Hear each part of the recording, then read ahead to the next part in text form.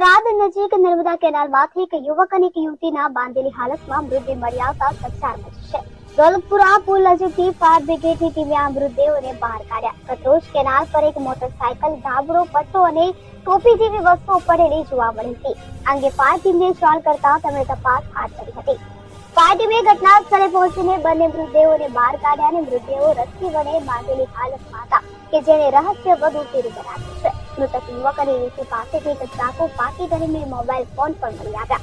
ઘટનાની જાણ થતા લોકોના ટોળેટોળા ઉમટી પડ્યા હતા.